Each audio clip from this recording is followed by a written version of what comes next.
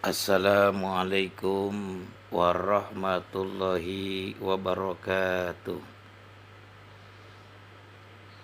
Bismillahi alhamdulillah.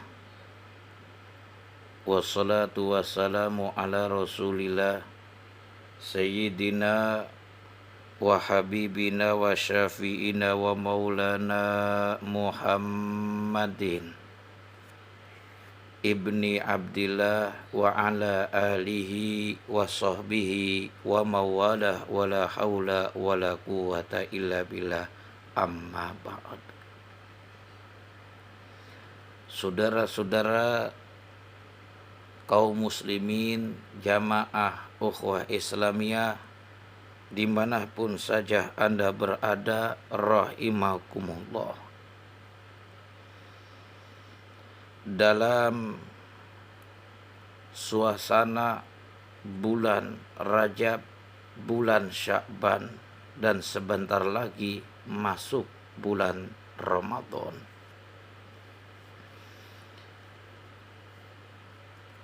dan kita sering dengar begitu masuk bulan Rajab, untayan doa, Allahumma barik lana fi Rajaba wa Sya'bana wa baligna Ramadana wa baligna Ramadana. Ya Allah, berkailah kami di dalam bulan Rajab. Kita mohon kepada Allah keberkahan. Wa Sya'bana, dan juga bulan Sya'ban. Orang kalau hidupnya penuh dengan keberkahan, usahanya berkah, rizkinya berkah, rumah tangganya berkah, bahkan umurnya, hidupnya penuh dengan keberkahan. Ini subhanallah. Cuman makna arti daripada kalimat berkah, orang sering kali menyatakan bahwa berkah itu dinilai dengan materi. Misalnya ada orang yang usaha, ada orang yang bekerja dengan secara cepat dan singkat, perubahan hidupnya, dia punya materi, dia menambah akan kekayaannya, rumahnya bagus mentereng, mobilnya mewah, punya ini dan itu, seakan-akan menunjuk bahwa orang itu adalah berkah dalam usahanya. Saudaraku, kalau seandainya keberkahan dinilai dari segi materi, dinilai dari segi kebendaan, dinilai dari segi keduniaan, barangkali bukan umat Islamlah yang bisa memiliki daripada keberkahan itu. Lihat, rumah-rumah mewah itu kebanyakan punya siapa? Baik yang ada di Pantai Indah Kapuk atau GLC, Grand Lake City, yang punya orang Islam berapa? Berarti kalau ada orang yang memaknai, mengartikan bahwa keberkahan itu dari segi materi, segi dari kekayaan, segi dari dunia, sungguh ini amatlah salah. Tapi keberkahan adalah ziyadatul khair, nambah kebaikan. Kalau Allah memberikan kepada kita rizki, rizki apa? Dalam segi materi, materi itu yang Allah berikan kita pergunakan Untuk apa? Selalu dan untuk melakukan kebaikan demi kebaikan. Buat sedekah, buat infak, buat menolong orang lain yang membutuhkan. Dan ini termasuk berkah. Kenapa? Hartanya, materinya membawa kebaikan dan kemaslahatan. Umurnya berkah. Alhamdulillah Allah berikan panjang umur. Dan umur yang saat ini Allah berikan sama kita membawa keberkahan dan enteng, ringan, mudah untuk melakukan ibadah demi ibadah. Sholatnya rajin, syukur-syukur alhamdulillah bisa berjamaah. Ngajinya rajin, baca Qur'annya rajin, membaca sholawatnya rajin. Dan seluruh aktivitas kehidupan sisa-sisa umurnya dia pergunakan untuk kebajikan-kebajikan. Inilah yang namanya umurnya membawa keberkahan. Saudara-saudara kaum muslimin, jamaah ukhwah Islamiyah dimanapun saja Anda berada, kembali lagi dengan doa, ya Allah berkailah kami di dalam bulan Rajab dan bulan Sya'ban, wa balighna Ramadhana, dan pertemukanlah kami dengan bulan Ramadan. Nah, rangkaian bulan Rajab, bulan Sya'ban, bulan Ramadan, seluruhnya satu bulan itu, baik Rajab, baik Sya'ban maupun Ramadan, ini hari-hari penuh dengan keistimewaan, penuh dengan keutamaan. Tapi dalam satu bulan, baik Rajab, baik itu Sya'ban maupun Ramadan, dalam satu bulannya ada satu hari yang istimewa, ada satu hari yang luar biasa, ada satu hari yang penuh dengan keutamaannya. Pertama kita lihat bulan Rajab. Ada suatu peristiwa yang besar, peristiwa yang spektakuler. Peristiwa ini adalah peristiwa diwajibkannya Nabi kita, junjungan kita, baginda Rasul Muhammad sallallahu alaihi wasallam menerima titah dan perintah yang secara langsung, tidak seperti zakat, tidak seperti haji, tidak seperti puasa Ramadan. Allah menyuruh, memerintahkan kepada beliau untuk melaksanakan itu semua dengan ayat, dengan surat, melalui malaikat Jibril. Tapi kalau sholat yang 5 waktu, langsung Allah langsung berhadapan ke Allah Subhanahu wa ta'ala.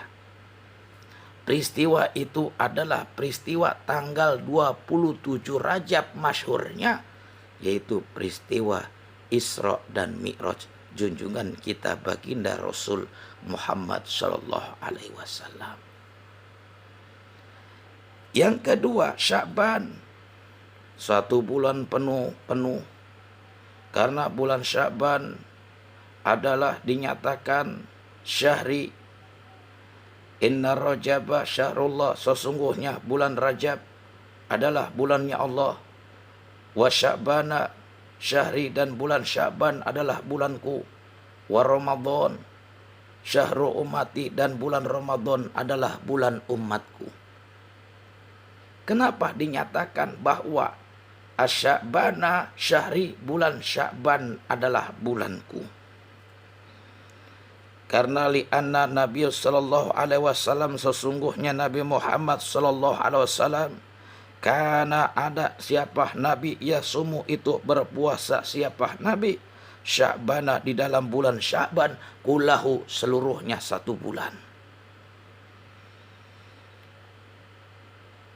Oleh karenanya kalau Nabi berpuasa di bulan Sya'ban satu bulan, kita umatnya tidak. Silakan milih barangkali Awal Sya'ban 3 hari, pertengahan Sya'ban 3 hari, akhir bulan Sya'ban 3 hari. Kalau tidak seperti itu, yang paling tidak dalam bulan Sya'ban selagi masih bulan Sya'ban, paling tidak kita berpuasa 1 hari. Dan bulan Sya'ban ini pun keistimewaannya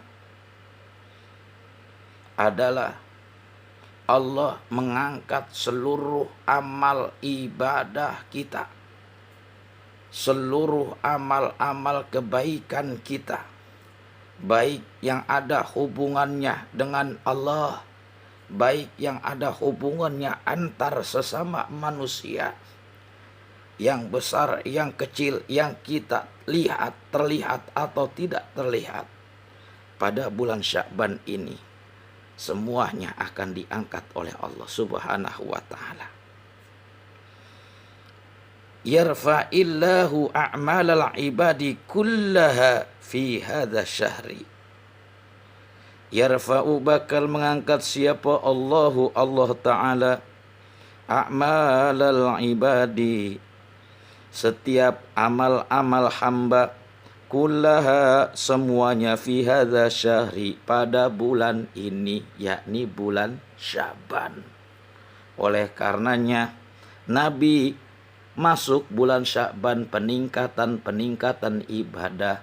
Coba begitu juga kita umatnya untuk beruswah kepada Nabi yang punya harta, yang diberikan karunia rizki yang lebih. Barangkali yuk bulan Sya'ban kita tingkatkan infak kita, sodakoh kita, santunan terhadap anak-anak yatim. Tingkatkan ibadah-ibadah lainnya. Kenapa?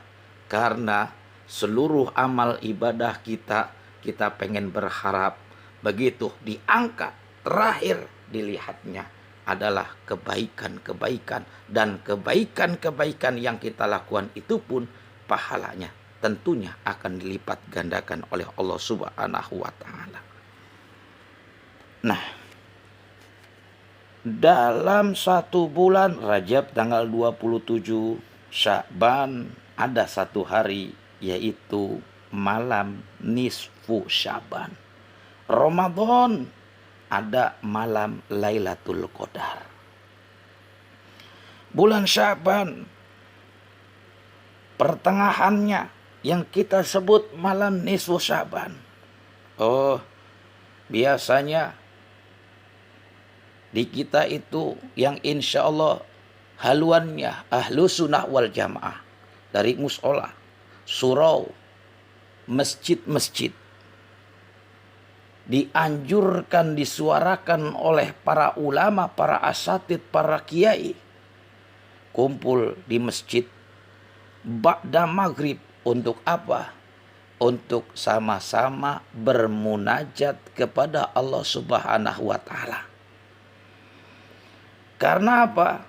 Karena Rasul pun pernah dibangunkan oleh malaikat Jibril pada malam nisfu Sya'ban. Atani, telah datang kepadaku. Siapa yang datang? Jibril, malaikat Jibril.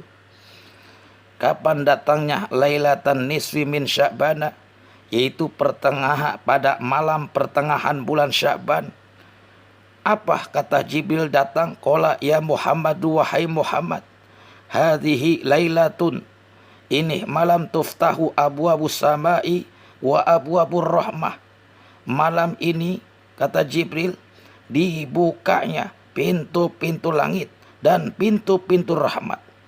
Fakum, bangun, wasoli, dan solatlah, solat sunnah, warfa rosaka, dan angkat kepalamu, wayadaika, dan kedua tanganmu, ila samai, menengadah ke langit. Artinya apa?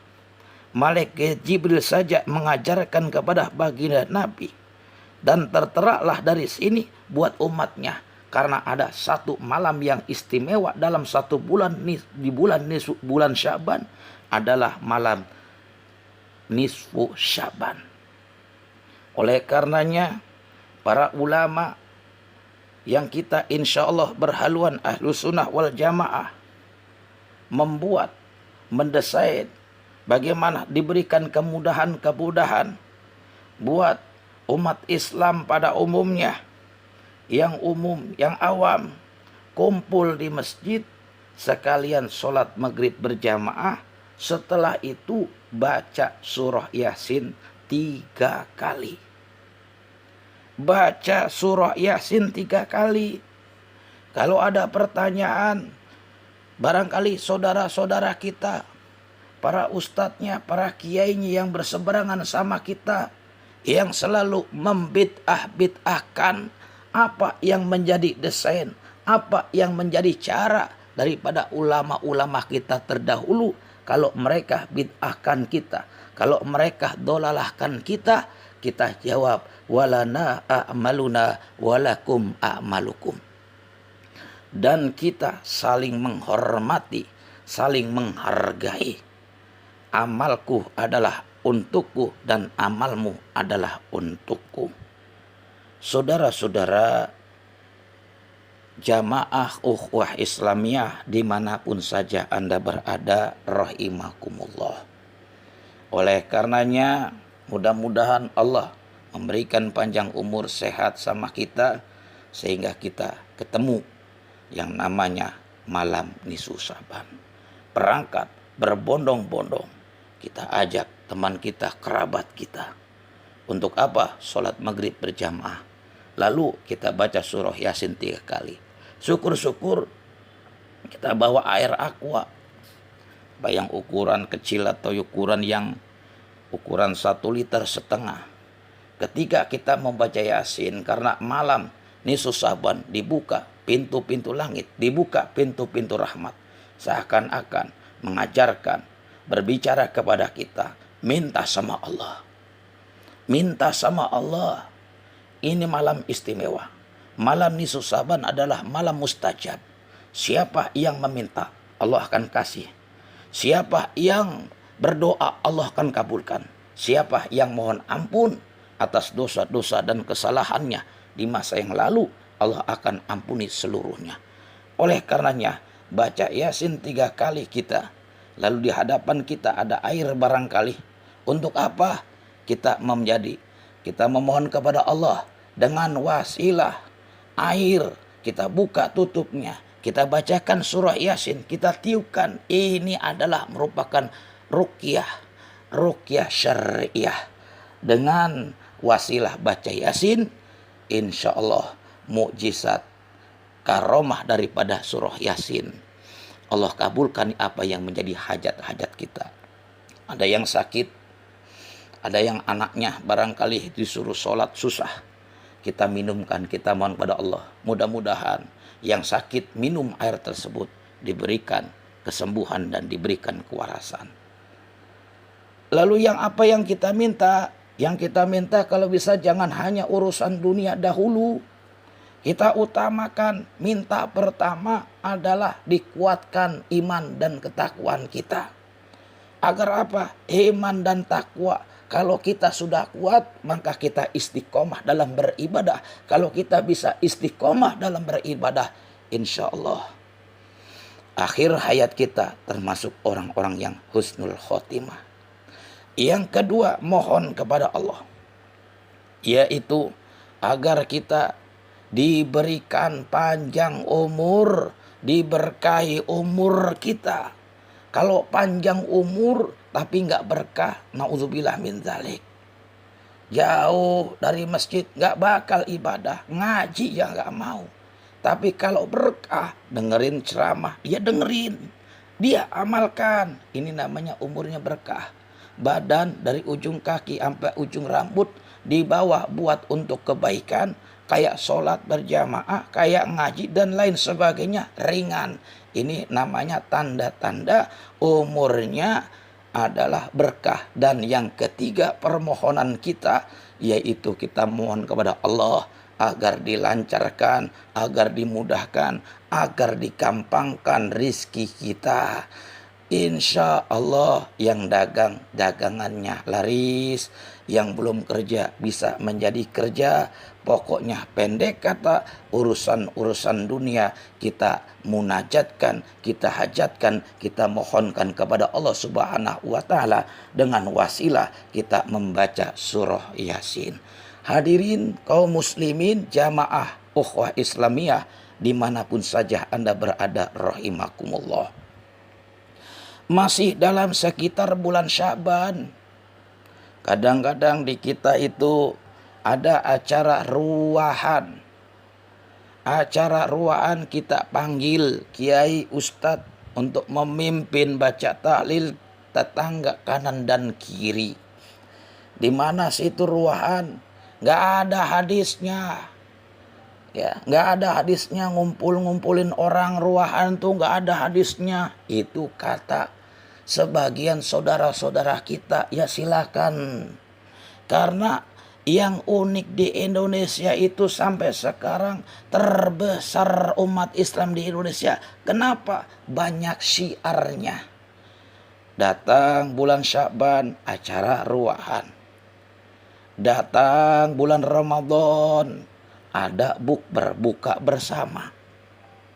Ada peringatan Lailatul Qadar, ada peringatan Nuzulul Quran. Datang bulan Syawal, kita ngadain halal bihalal. Ada bulan Rabiul Awal, kita peringatan Maulid Nabi. Ada bulan Asyura, kita ngadain acara Asyuraan. Dan ini ada Maulid, ada Rajab, ada ruahan. Coba analisa sampai tingkat dunia, Timur Tengah yang menjadi kiblatan. Barangkali daerah sana susah dan gak ada. Hanya di Indonesia saja. Ulama kita terdahulu mendesain supaya apa? Anak cucu kita ingat sama orang-orang tua kita yang telah mendahului kita. Dan mereka kumpul orang bersedekah, bikin berkat, beli berkat, kue, dan lain sebagainya. Diniatkan sodakoh, pahalanya buat orang-orang tuanya yang telah meninggal dunia. Hadirin kaum muslimin, jamaah ukhuwah Islamiyah dimanapun saja Anda berada rahimakumullah. Ruahan itu adalah dari kalimat yang dinyatakan arwahan, ada ruhan, ada. Karena lisan orang Jawa rada-rada gampangin dan gak mau nyelimet, maka dibilang aja namanya ruahan. Dan acara ruahan, kita kadang-kadang baca Yasin, kadang baca tahlil, itu disediain tuh minuman. Ada apa? Minum kopi, ada susu, ada teh, ada putih, macam-macam lah, 5 atau 6 macam. Ini maaf saudaraku, jangan dimaknai seperti sajen. Luruskan akidah. Karena suka ada, karena kebodohan kita, kurang penerangan dari para ulama kita, sehingga itu akan menjadi sebuah syarat yang bau mistis, yang bau klinik. Seakan-akan seperti sajen. Buat siapa? Buat arwah, buat ruhnya, buat orang tuanya meninggal. Itu tidak ada. Dan kita harus bantahkan. Lalu asalnya dari mana? Barangkali dulu kita mengadakan acara selamatan, acara ruahan, panggil ajengan, panggil kiai untuk memberikan doa. Mau ditanya kiai, ajengan minumnya apa? Nggak enak. Akhirnya orang tuanya bilang, ya udah kasih aja dia kopi manis, kopi pahit, susu, teh dan lain sebagainya. Tinggal milih. Buat siapa? Itu yang minuman itu buat ajengan, buat kiainya.